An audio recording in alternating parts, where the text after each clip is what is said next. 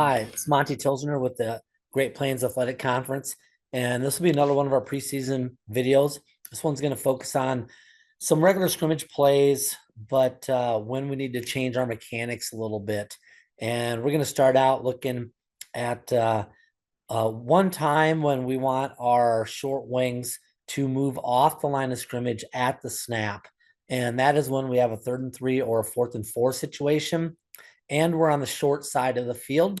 Could also be a 3rd and 3, 4th and 4 if a team is at the end of the game and we know that they would be going for it on 4th down because they need to score and they can't afford to punt the ball. So those are situations where if we have that at the snap, we want both line of scrimmage officials immediately at the snap to go to that line to gain, stop there, and be looking right down the line to gain. That's our money line. We need to see where the location of the ball is when the ball becomes dead.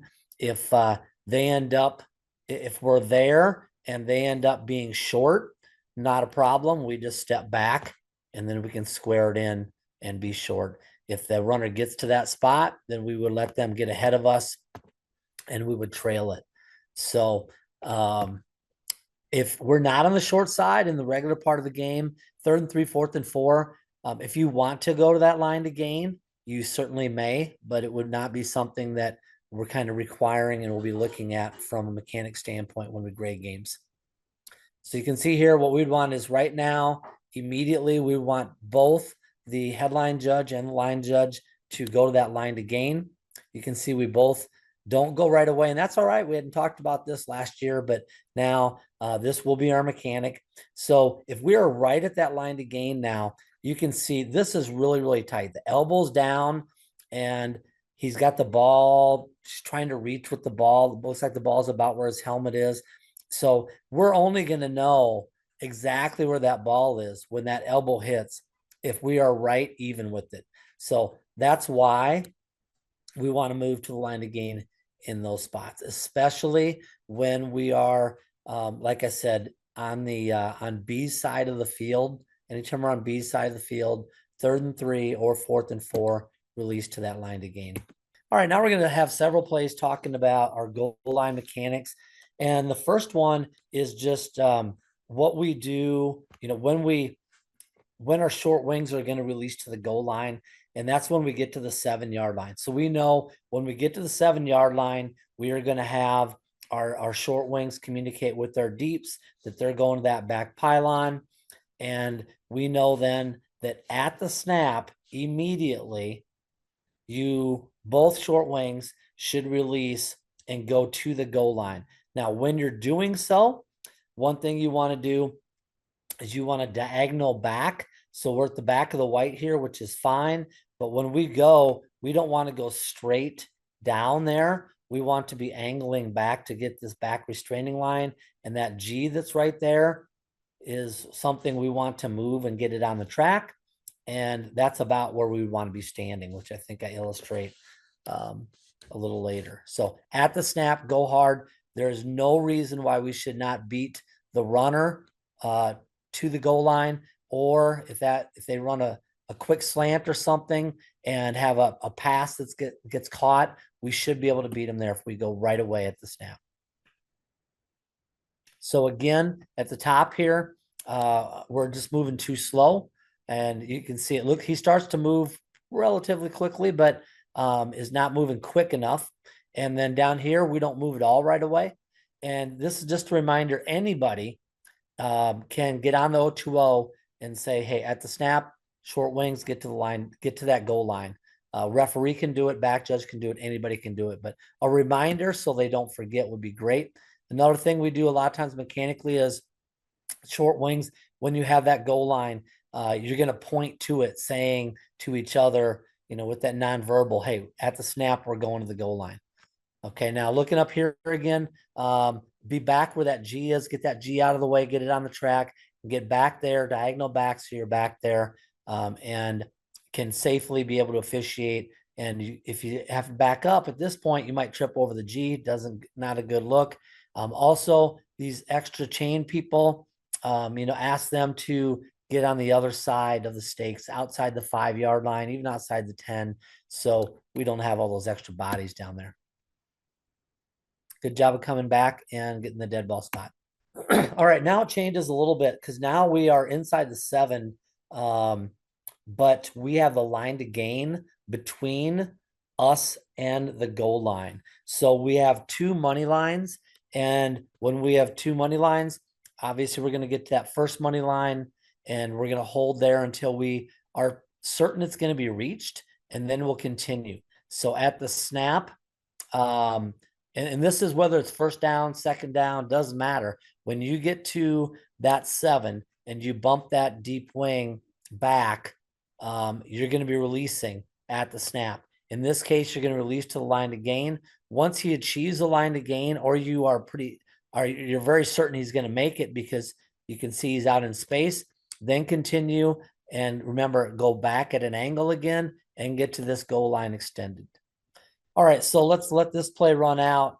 And again, you can see at the top of the screen, our line of scrimmage official does a good job of getting to that line to gain and holding there. Now, the one thing, this runner, it's not obvious at this point that he's going to get past that line to gain. So we don't want to continue moving. We want to stay at that line to gain. So that's the only thing. If I go in slow motion now, you can see we're kind of bouncing down towards the goal line. We should still be at the line to gain because we don't know if he's going to reach it. So we want to be at the line to gain.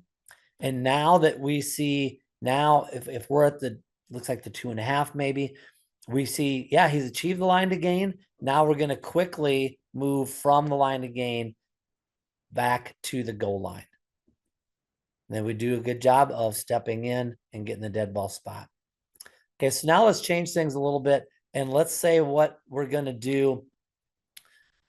If we're making this movement, and we know that our short wings are going to move at the snap to the line to gain or to the goal line, we need to, this is a much more difficult forward backward pass situation. So a couple things we're going to do. One, we would like our referee in this case to be wider and to be shallower. So right now it looks like we're at about 15, 16 yards, and move yourself up to probably about 10 and go wider, significantly wider.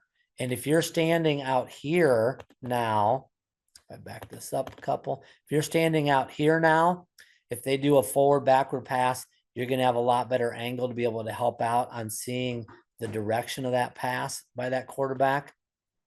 So that's one thing. So referee, go flatter and go significantly wider just in that situation.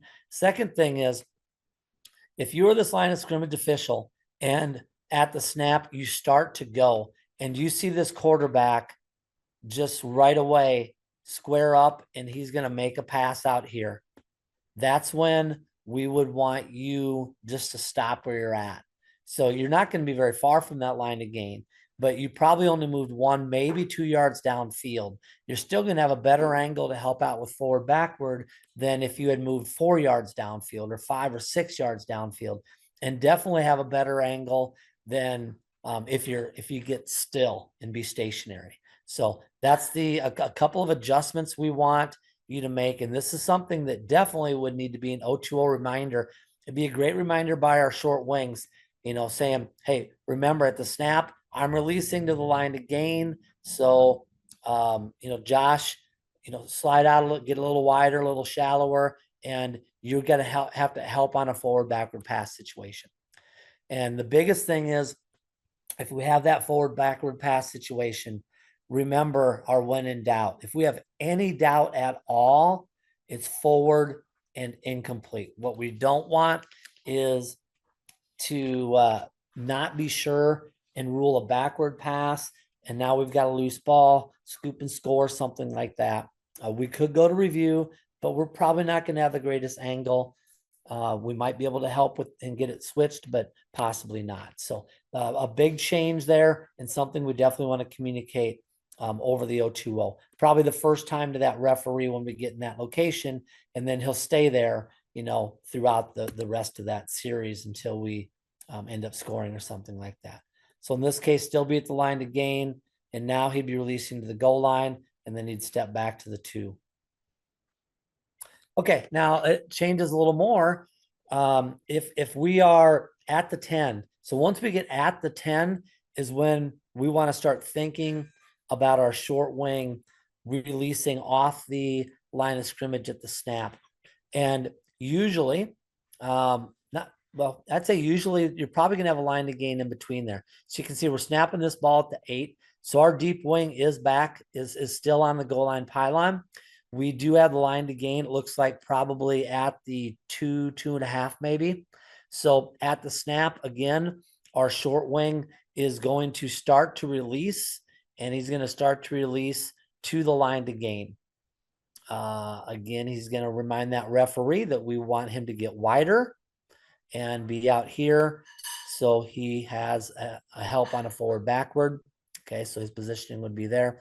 And if that short wing sees at the snap that is going to be a pass made to his side, that's when, as we're moving, we're going to read that, we're going to stop, and then we're going to make a decision on forward backward. Once we get that forward backward pass made, then we could continue to release the line to gain. So in this case, at the snap, we're going to start releasing to the line to gain. So right now you can see we haven't moved. Neither one of our officials has moved. So we would want you moving to the line to gain. And then when he doesn't get there, you'd be at the line to gain. When he doesn't get there, you take your couple steps back to where you are and come in and square off that spot. All right, now on this next one is 2 years ago, I believe it was, they put in one exception to the deep wing going to the back pylon when we're at the 7. Okay. And that exception is if we have 4th and 1 at the 7, and that's at the 7 only. So I could not find a play where we were at 4th and 1 at the 7. I've looked through a lot of games, but we do have a 4th and 1. So let's say that we're at the 7-yard line here. Okay. Our deep wing would be at the goal line pylon, which would be right here. Okay. If this is a 7, this would be our goal line. So our deep wing would be at the goal line pylon, going all the way across. Okay. Or the deep wing would be here as well. And the rationale behind this is that line to gain is critical. So we want to get to that line to gain, but then if he makes that 1 yard and then continues to the goal line, they don't think that the deep wing or the short wing's probably going to be able to be stationary at the line to gain. Once a runner reaches it, he probably won't be able to beat him the next, 6 yards to the goal line. So in this one case, we leave our deep wing there. So now we know that our short wing is responsible just to the 2, but our deep wing is going to be stationary at the goal line. So I'm not going to run the play because it doesn't really, it's not exactly the situation we have, but I think you can visualize what we're talking about on that one. Okay, crossfield spots, something we're doing a better job at, but this play is a good job to illustrate when we want to do them. So basically, the best time to use a crossfield spot is when we have a pass route that's over outside the bottom of the numbers, a lot of times right by the sideline, and that receiver gets driven backward, and the short wing that it's right in front of is just, he's really close to it, and he doesn't have a good angle at all when he's looking this way of where this player is in relation to the line to gain. So what we do is we go with our cross field. So the official opposite, you have a lot better looking all the way across the field here to see where exactly this contact of the catch is being made in relation to the line to gain.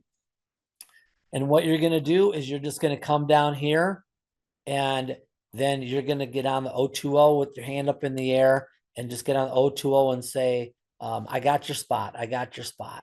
And then the short wing who is on that side can come down. And what we want you to be doing here is as you're coming down, keep an eye on players. So you can see here, that's something that we would want to improve on this. We are running down to the line to gain. Well, these guys are, we got 3 or 4 guys on top of each other, and we need to have eyes on that action. So you don't, that's the thing with the crossfield spot. If you know your partner's got the crossfield spot, you can worry about all this action and then eventually come down here and get it. So if I continue, you can see he's going down here. We actually had the ball come out right there. And, you know, obviously this would be, we would have forward progress stopped. Okay. But we still want to know if that ball came out. What if he gets face masked or something like that? If we're just looking in, now we look at the middle of the field and we're not watching players. So your buddy over here is going to have your crossfield spot for you. You can keep an eye on players and eventually get there. And I think if we had used crossfield mechanics here, we probably would have correctly ruled that we have a first down, because I think we did. And we're probably a yard short in how we measured it, how we did it. So if we take a look here and go in slow motion, okay, right there is where his hands are touching the ball and he gets contacted. So the location of that ball at this very instant, if he gets driven back, is our forward progress spot. And it looks to be like that's probably, you know, at the 38-yard line. So we want to give them a great spot and be accurate. So crossfield spot's the best way to do it. All right, RPOs. RPOs are just extremely challenging. So remember, RPO stands for run pass option, and the quarterback is actually reading the linebackers, and what they do tells him what he's supposed to do. So if the linebackers step up and he reads that, then he's going to pull the ball from the running back and he's going to make that quick pass, often to someone with a quick slant or maybe a tight end. If the linebackers stay or if they move back, then he's going to hand that ball to that running back. So creates a lot of challenges for us. And one thing it means is, since it's a run pass option, our line of scrimmage, our linemen, they fire out like it's a run. And the responsibility of the quarterback is that if he pulls it and makes a pass, it has to be right away. If it's not right away, they're going to be, you know, 3 or more yards downfield and we would have IDP. So because of this and the challenge it presents the defense, the IDP is called much tighter on an RPO. If we have a drop back pass, we want that offensive lineman to be a good, healthy 4 yards downfield before we would think about throwing IDP. In fact, probably at 4, let him go. 4.5 is when we probably want to have a flag down for IDP. If it's an RPO, when we need that, if the torso of the lineman is at 3 yards, we have a foul. So it's a totally different philosophy of when we have IDP, if it's an RPO versus a play that's not an RPO. No matter what, when in doubt, it is not a foul. So even if it's RPO, if you have doubt, if he's at 3 yards or not, it is not a foul. All right. Also remember, that means he's at 3 yards the instant that ball leaves the quarterback's hand or the passer's hand. And these guys are moving pretty quick. So that's where, you know, that ball can be moving downfield several yards and that lineman's moved with it. So it can be very deceiving.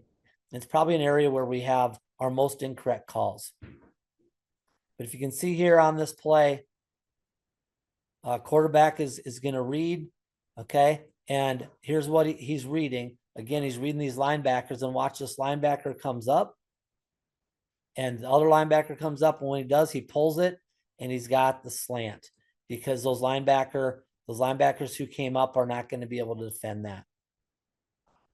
Okay, so if we go back and take a look at where our linemen are, RPO, the torso is at or past the instant the ball is released. So the 3-yard mark would be the 30. It's a little easier with this big line. And this guy's torso is definitely beyond. He's probably, his front shoulder, which is part of his torso, is probably close to the 29. So this is one that we would want to foul on. If this was a drop back pass and took a little longer to develop, and we had the same lineman who drifted downfield, and he's between 3 and 4 yards, but we had a drop back pass, then we would want to not have a flag for IDP. We want him to be like beyond 4. If the 30 was 4 yards, then he's halfway beyond 4. So that would be a better read on that one. Okay. Saw this play when I was looking for some plays, and we got to make sure that we read screen early. And as soon as we read that we have a screen pass, we need to think about if that's going to be a middle screen to a running back, we need to make sure that that running back does not get held. Okay. Now we know if he's behind the line of scrimmage, we can't have DPI. All right. So if a lineman or a linebacker comes up and he's behind the line and he chucks that running back who's trying to get, right about to the line of scrimmage for that screen pass. If he just chucks him and even knocks him down, if it's not, as long as it's not a blindside block, we would not have anything. But what he can't do is grab him. And on this play, you're going to see, and we should be able to read that we've got a screen, because look at our linemen that they do. Watch the linemen here. They kind of throw the guy by them, which we talked about last year. Okay, so that would not be considered a hold if he just kind of grabs the guy in the back and kind of pushes him downfield.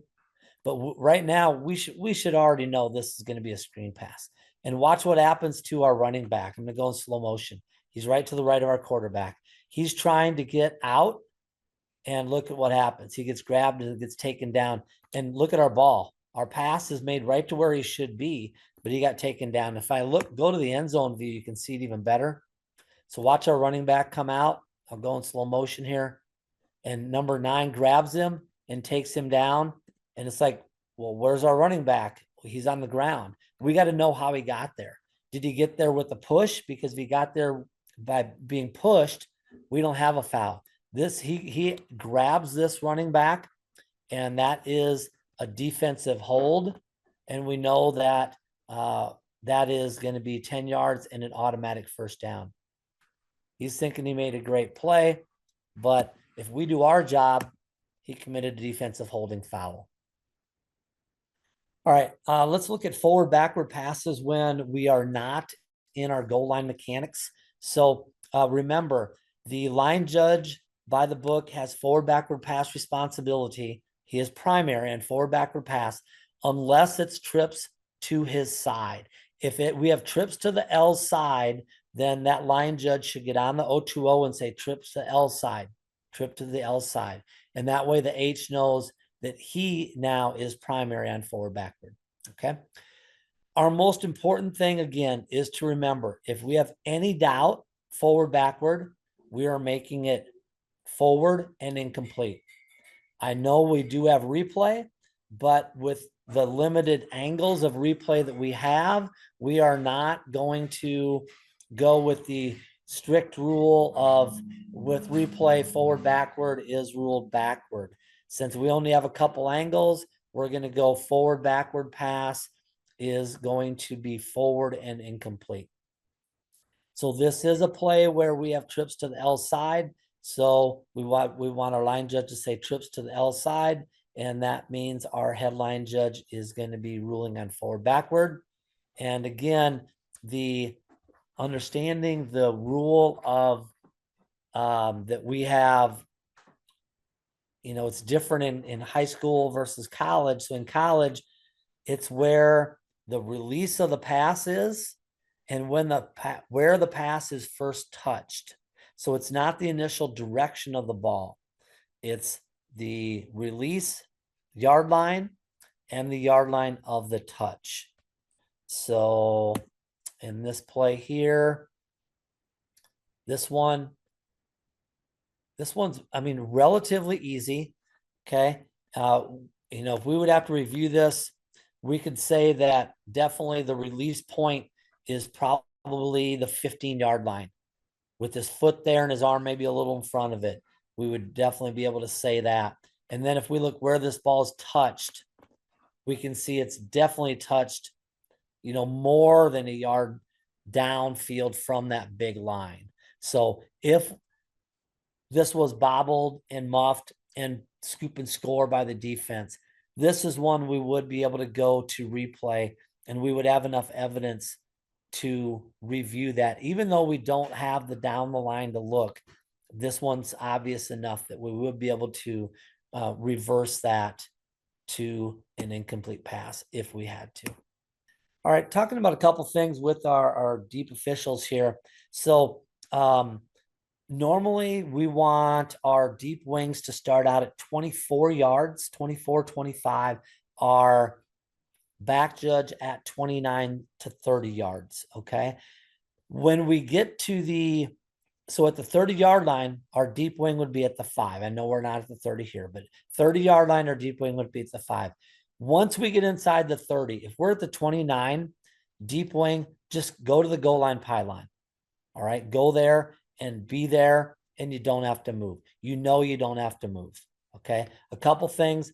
If we were back at the 29, we would want you at the back of the white where you are. Again, get this guy out of the way. You need to be able to move and not have to worry about some guy, especially who's knelt over, then, that you run into him. Now, in this case, we're snapping the ball at or inside the 15s. We're snapping the ball at the 13-yard line.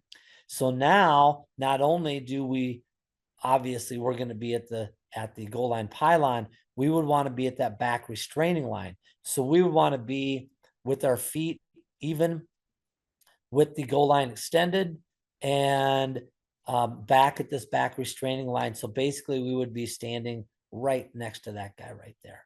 And again, we're still looking in at our quarterback, but that would be our positioning. So again, 24, 25 yards deep wings to start a normal play. Back judges 29, 30. When we get to the 30, we're at the 5 deep wings. When we get to the 29, you're going to be at the pylon at the back of the white. When we get to the 15 and inside, you're at the pylon, goal line pylon, and you're at that back restraining line. And we know that once they get to the 7, you're going to the back pylon. Okay, now we're going to talk. So let's let this play go here. All right, and again, we want to be, feet should be all the way back here at this back restraining line. Get these ball boys out of the way. Just tell the ball boys, hey, when we get inside the 10, stay at the 10. No reason ball boys need to be inside the 10. Okay. But we're just way too close to this. We're also kind of in danger of getting rolled up on. So if we're back here, we can see this a lot better, make a lot better ruling, and be a lot safer. And again, we do not want to signal to the middle of the field. We want to turn our body, and we want to be signaling as we're watching these players. If anyone fouls, it's going to be the players, not the field. So now let's talk about our back judge positioning when we get, to the 30-yard line and so on. Obviously, if we're at the 30, you're going to be on the goal line. Okay. Back judge, when we get to the 25, we don't want you to be 35 yards away. So if you were at the end line, you'd be 35 yards away. So with this snap at the 25, 26-yard line, this is when you'd be at the middle of the end zone, back judges. You can see our deep wing is properly aligned at the goal line pylon at the back of the white, okay? But from the 25 to the 20, back judge, be in the middle of the end zone at the snap. If you have a quick pass, you step up to the goal line. If you have a run, once he gets beyond the line of scrimmage, and obviously he can't pass anymore, you come up from 5 yards deep in the middle of the end zone, you come up to the goal line. And that way you can box that in with one of the deep wings. Once we get to the 20, once the ball's touching the 20, now you're going to go to the end line. And once you are at the end line, you're not going to move. You're not going to come up from the end line to the goal line. If you start out at the end line, because we're snapping the ball at the 20, you're going to stay at that end line for the entire play. So right now, if you were in the back, if you were in the middle of the end zone, which where you would be at that 25, 26 yard line, as soon as this runner right now gets beyond the line of scrimmage, you could come up and you could be at the goal line. And you can see we actually were backpedaling. So I think maybe we were starting out in the middle, but there's no reason to cover the end line if we can't have a pass anymore. So if you started out in the middle, now you could come up and again, use some common sense. Don't come straight up or you're going to be, you got to read it and come up and come over here. So when this runner comes here, you're not right in his way. Just really important that we adjust and follow these mechanics. These are things that we're going to be looking at throughout the year with our graders, and you can get incorrect mechanics on grades if you are not mechanically where we would like you to be, and especially in these critical situations. So probably one more coming with Sean and I before the season kicks off. But until then, we'll talk to you again soon.